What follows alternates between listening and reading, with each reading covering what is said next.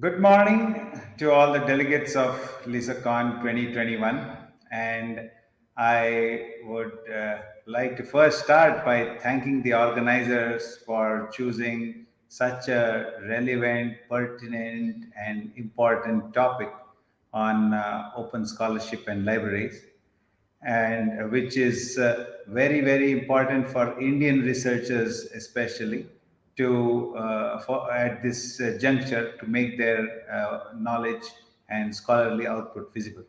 I would like to thank the organizers for inviting me, who is here in the role of author, sometimes editor of scholarly journals, and of course reviewer, to present my views on this topic, which I feel quite strongly about.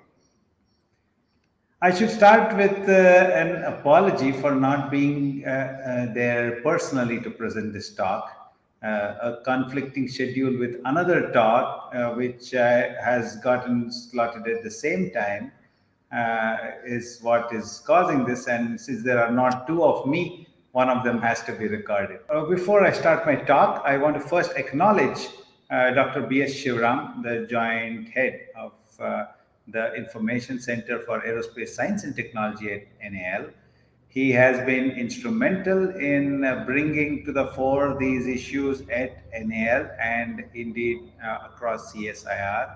And it was his exhorting that we should have someone who user and who is affected significantly by these kind of developments, so that I agreed to speak on this topic. So thank you, Shivram, for the support, and a lot of the material on the slides has been in fact contributed by him. He has far greater knowledge in this area than I, but I am presenting the perspective of a user. When I was younger, the child or the kid whom everyone sought out to seek information from was the one who had the 24 volume hardbound Encyclopedia Britannica on his shelf at home. This information was at a premium, and it was always controlled, whether it was in a library or whether it was on someone's shelf or such. So along came the internet, and thanks to that and to Google, which made it searchable, information was no longer privileged. It became democratized. Information, the purveying of information also became democratized, in that anyone and everyone could put forth their output on the internet. So one may rightly ask a question: so why do we need journals at all? The speed of research is ever increasing. If one plots the most significant contributions in scholarly output across any field, you can see that there's a steep increase in the rate of progress of science, in ever increasing complexity of fields also. So journals play a pivotal role in proper dissemination of this information. It offers you an organized structure and a framework to review research, and most importantly, amidst all the information which is out there, and like every rose has its thorn, the misinformation, the journal is a gatekeeper of quality. So this is why we absolutely need journals. We need to separate the signal from the noise. So why talk about open access at all? Open access now is important because despite the electronic revolution and most journals being now in e-form, the cost of access to these journals is increasing every day. The number of subject specific journals is also increasing. So you need to subscribe to an ever increasing number of journals to make sure you cover all the topics of interest. This results in a skewed impact of scholarly output. Now, how is this? we shall see shortly. Let's first take a look at how one could go with publishing open access. This is doubtless familiar to most of you in the audience. I'm preaching to the pulpit, but please bear with me for a minute. We have the gold open access, where authors publish their articles in online open access journals. We have green, where people put it up in institutional repositories or archives. We have the bronze, wherein subjects of topical interest, for example, COVID-19 right now, are free to read on the publisher page and there are no APC charges. We have the platinum or diamond access, where the articles are free to read, but the journals themselves are supported by means of institutional grants, government grants, or even by advertisements. We have hybrid, which is the most common among the established journals, where the journal publishes both closed articles as well as open access articles, and the APC charges, the publishing costs, are imposed on the authors to make the articles available in open access on the publisher platform. And of course, the black open access, which is always to be discouraged, which is essentially a form of piracy. So let us just look at the points to ponder in across established SCI publications and the open access. If you look at the SCI publications by the top 10 countries, the blue bars show the total number of documents published from these countries, with not unsurprisingly, the United States at the top and China a close second. The smooth transition of the bars shows that this we have not left out any country, and you can see where India stands. But if you look at the average citation per document shown by the green line, it does not correspond to the blue bars at all. In fact, the green line follows a trend which is more evocative, more representative of the maroon bars, which are the percentage of open access documents, ranging from around 31% for the United States to just 20% for India. One would remark that we are no different from, say, China, which also has about the same percentage. As a matter of fact, people love to make this comparison, so I am no different. So, however, I would like to point out that while we have very similar citations per document, the citations per document on India is on a much lower base, which shows that the total impact on Indian literature, can be much more were it available to the world for free. In fact, if you look at the open access contribution by the same top 10 countries, the data is from Cymago and Scopus, both this and the previous plot. We can see that the green, that is archiving on repositories and such, is the most common method used, as you can see, and contributes roughly about anywhere from 30 to 50% of the open access. The remaining forms of open access are either paid for by government or institutional providers, or even by payment through the author's own funding agencies. Is open access a growing trend? Absolutely. Looking at the data from the JGate database shows that it rose from a measly 20% as recently as 2000 to nearly 50% to current times. This is also borne out by the Dimensions database, which shows the open access growth right from 1 in every 4 papers published to 1 in every 2. So there's definitely a trend towards open access, and the feeling that knowledge should be free and that we should have ever increasing readership among of the scientific and scholarly output that has been created. There have been several studies on the usage of open access. That is it really true of the kind of impact that it is producing? One of the best studies out there is by Heather Pivovar on the future of open access, which looks at modeling usages using the large scale data available out there based on how many people view full text. So, what it shows is very interesting. For articles with DOI, 72% of the full text reviews are still of the closed articles. There are about the remaining roughly 25% is divided among either the bronze or the self-archived green as the major contributors. The usage across all articles is still 53% of the closed.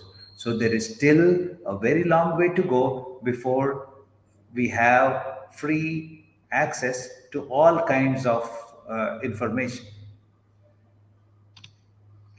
In fact, it is increasing, but yet you can see from this plot that if you look at the article view in millions by distribution by age and projections all the way till 2025, you can see that the closed articles are also growing as much, unless there is some change in current trends.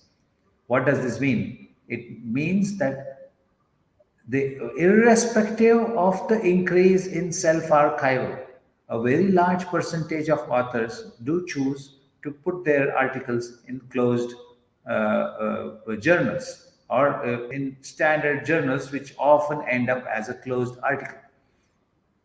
There's a bronze, of course, which is delayed, and many times when the research is very, very current, like in COVID, delayed means that you never get to feel the full impact of the publication because the science evolves so quickly. So, if you look at the projections, while in 2000, closed accounted for almost 84% of the total number of articles.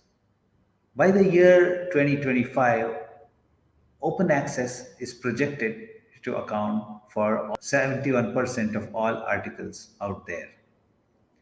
And this is a trend, this is an extrapolation of the data which we have seen earlier. And you can see that the number of closed, the bottom row, which shows the number of closed subscriptions, is declining every year.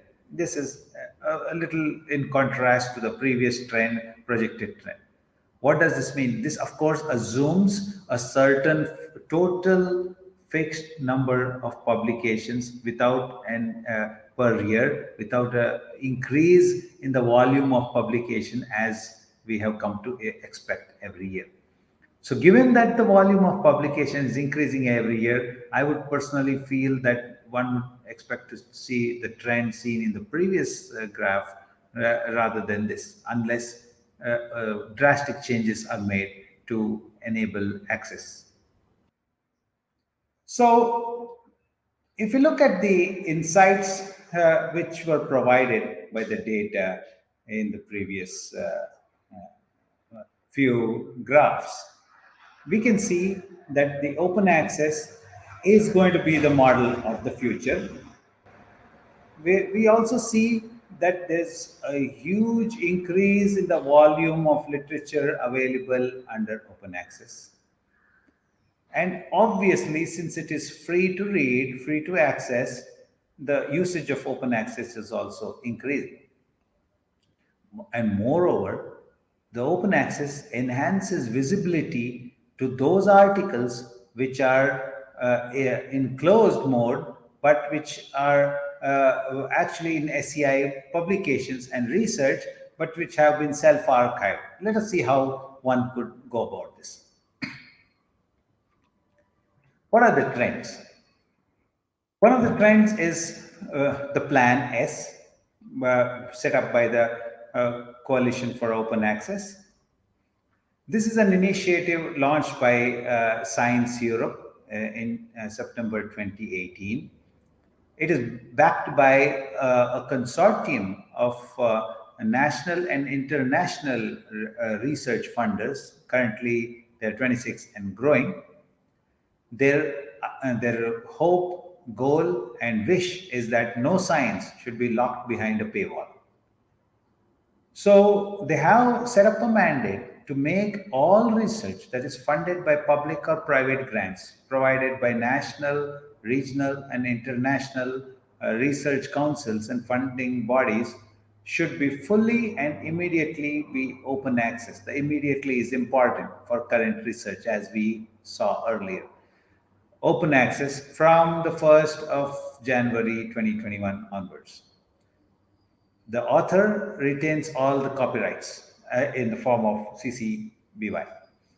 The authors and their organizations or their organizations must ensure open access to all accepted manuscripts. Let us see how this can be done. Now, the principles of Plan S is that you have access to all published literature. The open access should be immediate. That is, there is no embargo period when the research itself may have a danger of becoming non-current. There is no copyright transfer. The publication under a CC-BY license by default. There should be transparency about pricing and contracts. And finally, funders commit to support publication fees at a reasonable levels, reasonable being negotiated with publishers. We shall see one example of this too. There are multiple routes to OA compliance for such a plan, whether it be one of the routes which we have already seen earlier or new routes which can be proposed. There's also a Plan U, which is universal in its nature, in the sense that it tackles use of accessibility. So it does not relegate itself to only those where the funding agencies pay for it, but they suggest that preprint versions of the paper be accessible to everybody. So it's essentially a preprint mandate. This will get around the problem that even those papers which are put into open access repositories have time embargoes on them. And this is a growing form of scholarly communication, especially among the basic sciences. And it plans to make use of preprints to provide a universal access to research, not just to those who are within research institutions or academia, but to the common lay public.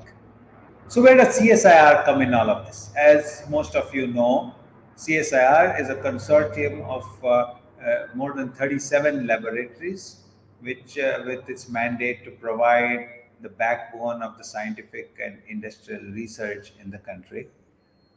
The CSIR open access mandate now says that all CSIR laboratories which are funded by grants from CSIR for the research work should make their output available as open access, either by depositing the full text and metadata of each paper in an institutional repository, or by publishing the papers in open access journals in the first place.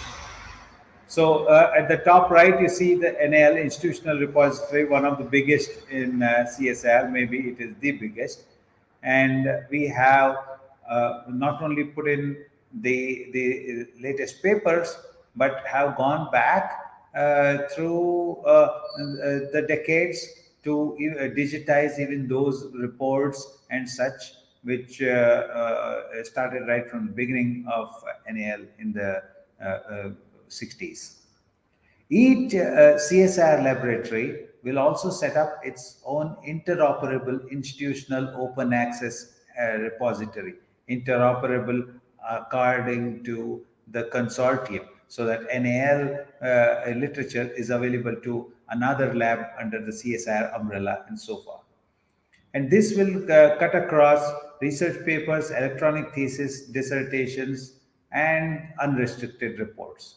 The organization CSIR-URDIP will set up a central harvester which will harvest the full text and metadata for all these papers and documents.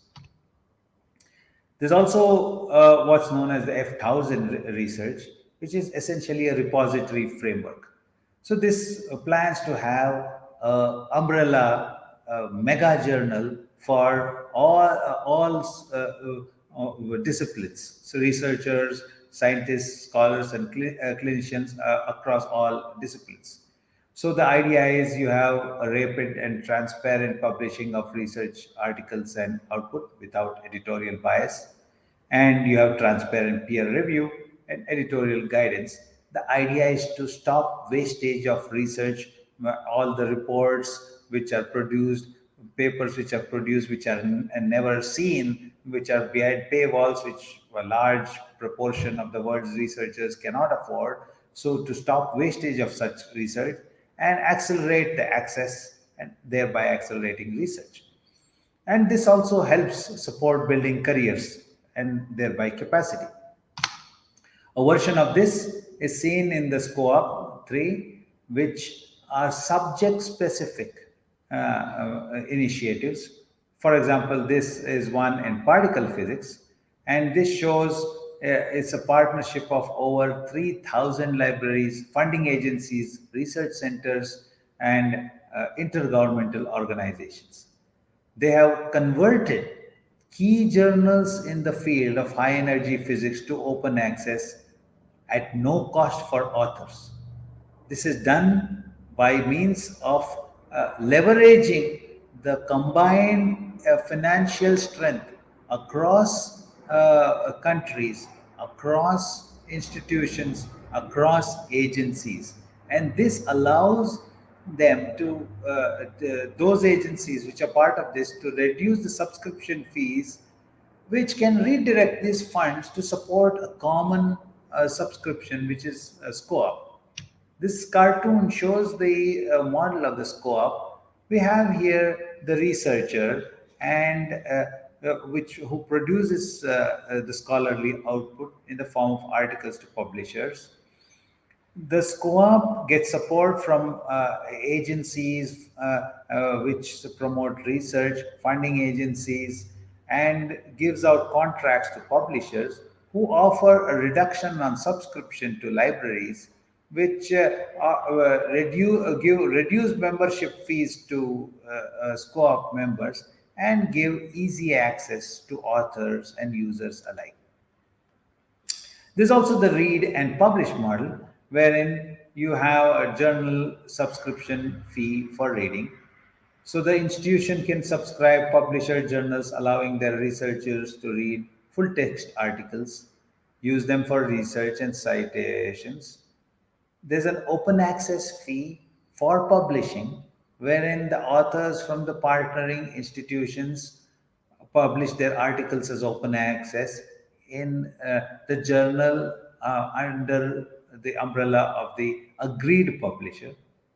There's a discount on subscription and open access, that's read and publish, where the institution and the publisher can mutually agree upon the percentage discounts.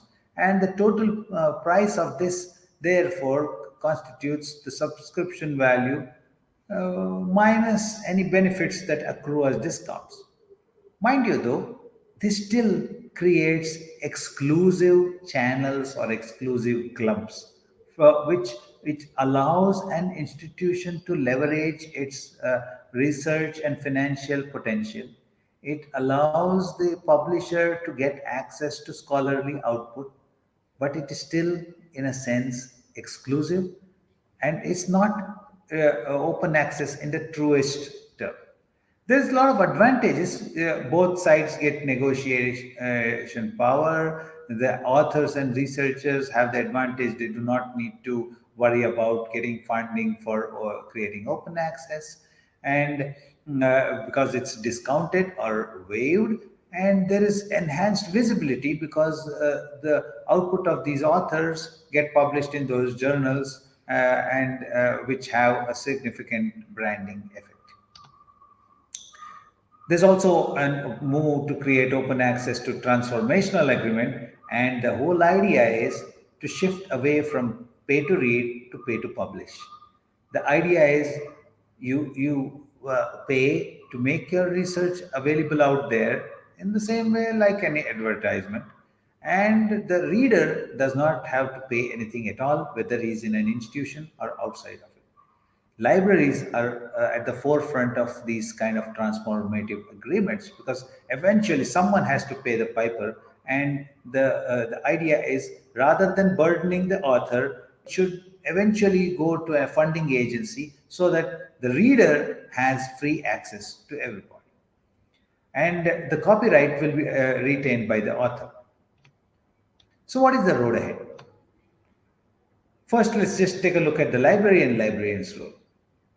They should forge ahead with this idea that you should go from a subscription to read to a subscription to publish or fees to publish. Now, we'll have to consider the source of fund for that. What should research institutions do? They should, every research institution should establish repositories.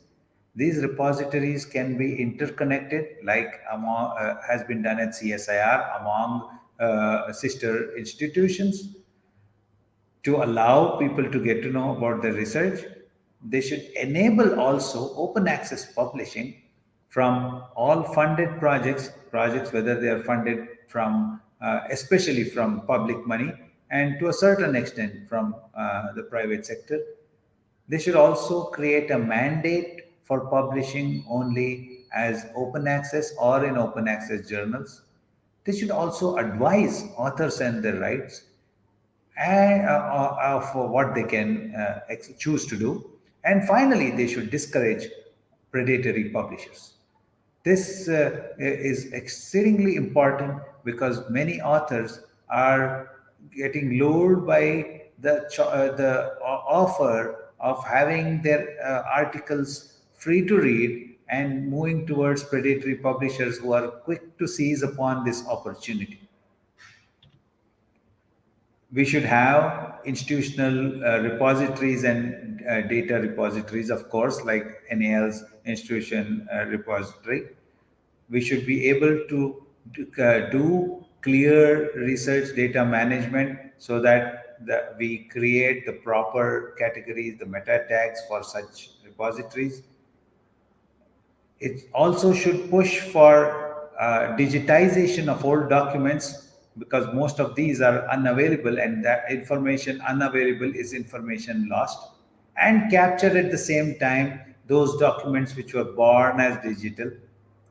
And internal content within the organization should be pushed to create visibility outside. Access to that content can always be controlled at the institution level. So an open access publishing facilitator essentially is that the author pays model, which is what we have come to a conclusion after these slides. There should be budgetary allocations which are normal, which are not considered exclusive, but which are part of every proposal.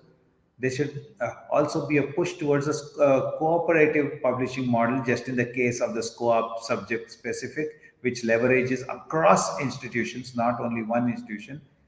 The read and publish model is also a possibility for institutions in narrow areas of specialization. And of course, there's Plan S of the European Union in addition to the F1000 research method.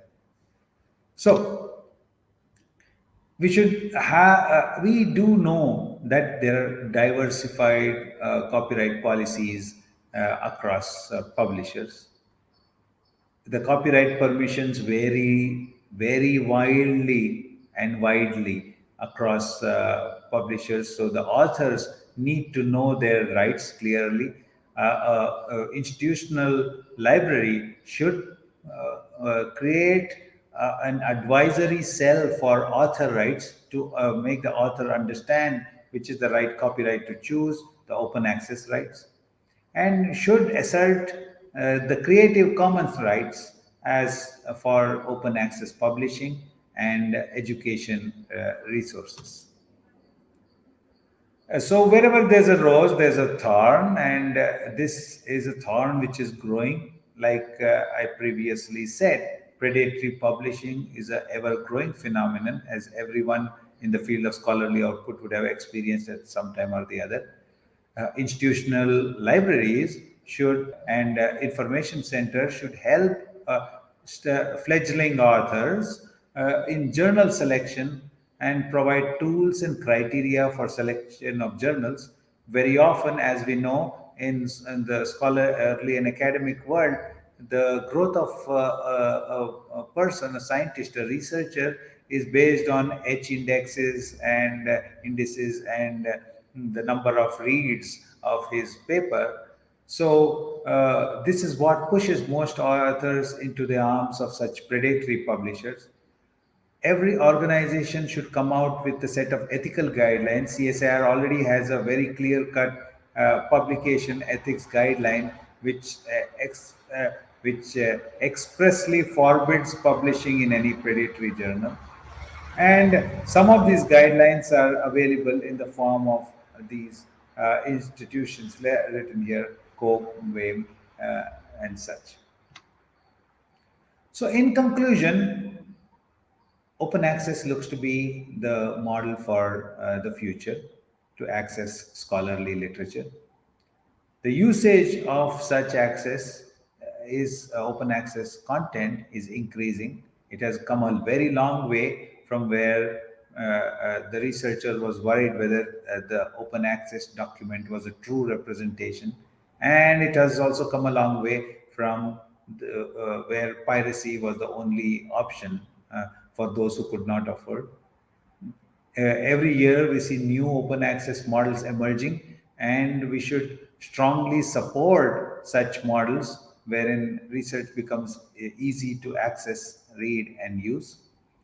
And large networks of research institutions like CSIR or any centrally or governmentally funded technical or professional institute should have an agreed practice, much like the SCOAP or the Plan S in India. This is India specific recommendation to have an agreed practice for the researchers for choosing journals, negotiating with publishers, and for open access archiving. And the libraries and librarians need to reinvent and reposition the library in this day and age. Thank you very much for giving me this opportunity once again to the organizer, and thank you for listening. Thank you.